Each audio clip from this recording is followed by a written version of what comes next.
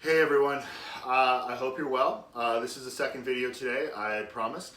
And it's kind of a beta video. I'm really hoping for some feedback from you on what I'm just going to discuss here. Because I think the greater, doing a deeper dive will provide an opportunity for more exploration. So the basis of what I want to talk to you about and give you some stuff to work on is drilling. Right now, I'm sure a lot of you are tired of the drills you're doing.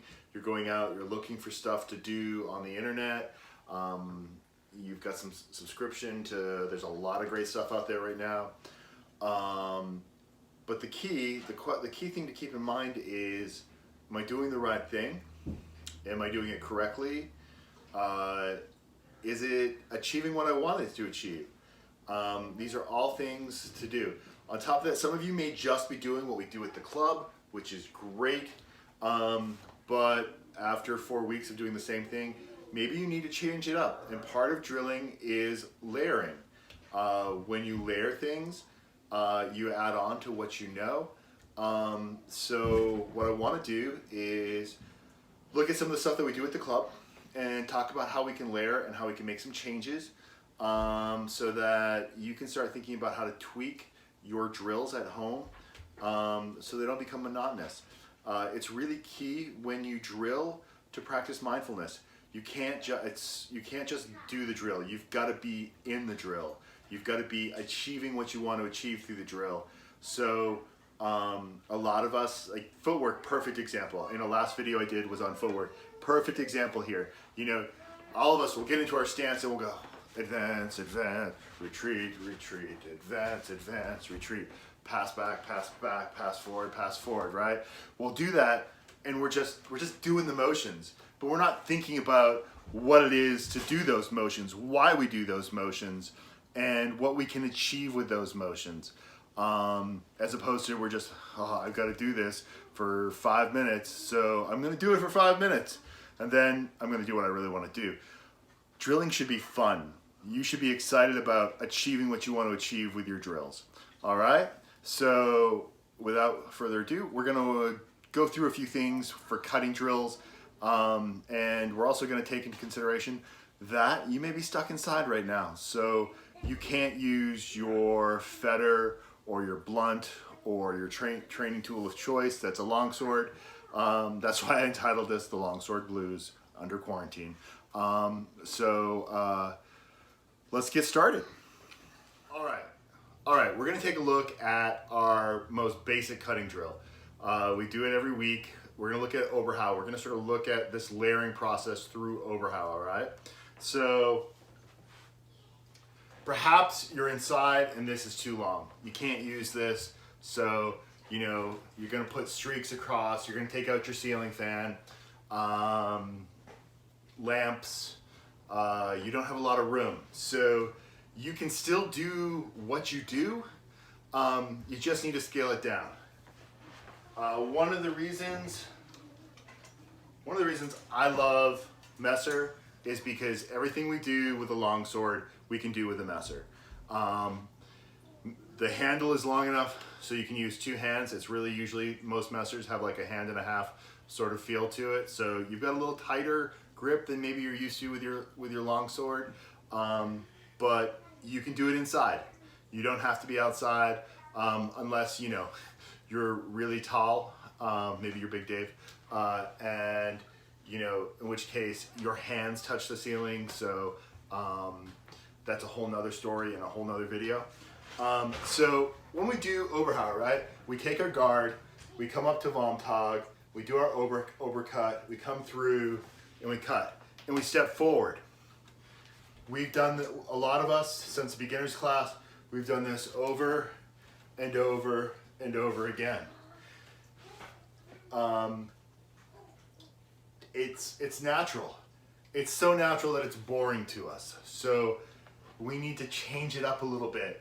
And we need to change it up so that we can feel a little bit of dissonance in our drill and we become aware of that dissonance. Now, another thing that you might want to use is a short dowel. It'll work nicely. That might actually give you a little more spacing than the messer may with your hands. If you're more comfortable with that, you're here, you're here, you've got your hands where they need to be, you come forward, and you're through, right? We've done, like I said, we've done this motion over and over. Most people can do this in their sleep. So, in the club, from here, there. Now, you can also practice without anything. As I said in the beginner class, we link our hands together. We come up here, we make sure we punch our distance, we come down through, and hey, look, I've got that nice front extension with my blade, my hands, everything's out in front of me. So, those are some options that you can do inside to prevent from damaging your home. I probably should have had that discussion at week 1 of the quarantine and the lockdown, but here we are. So again, here we are. We're used to doing this. We step forward, protect that leg. We've got this, right? So you want to change it up. One little thing that will actually make you probably, unless you do it already, will make you feel really uncomfortable for a while. So we're here, we're in our Vontag, we're ready. So instead of stepping forward, I step back and do my cut.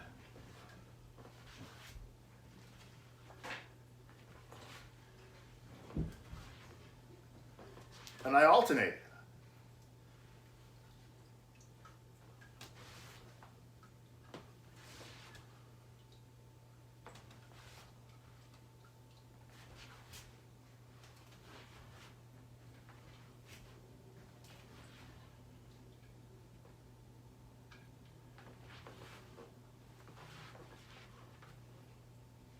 Or stay in place.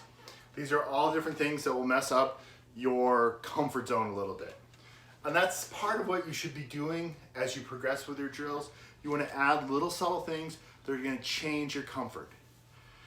The next thing is chaining things together. So you've done this, this movement over and over.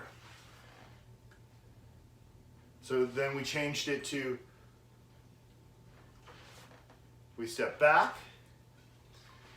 You've gotten comfortable with that. Now, the next progression is I cut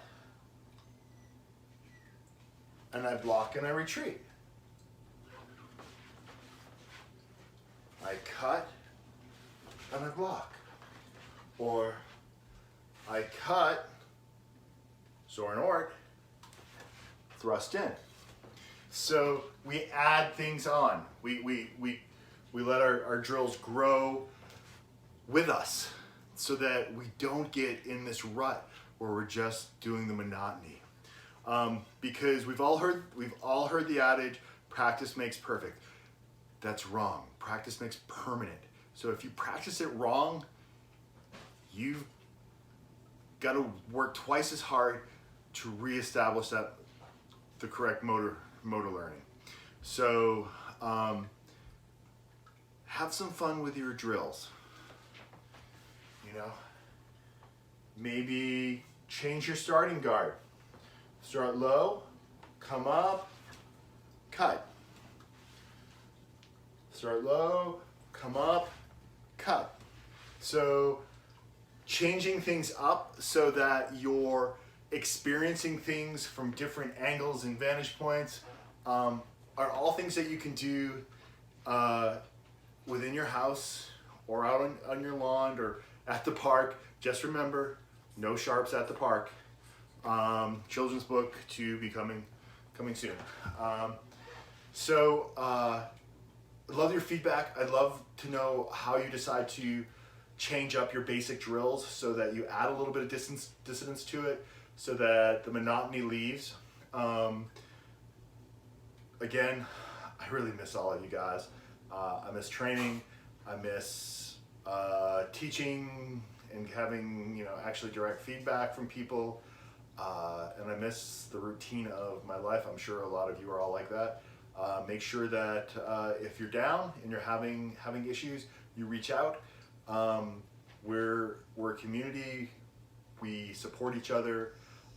And if you haven't heard from a club member in a while, feel free to check in on them.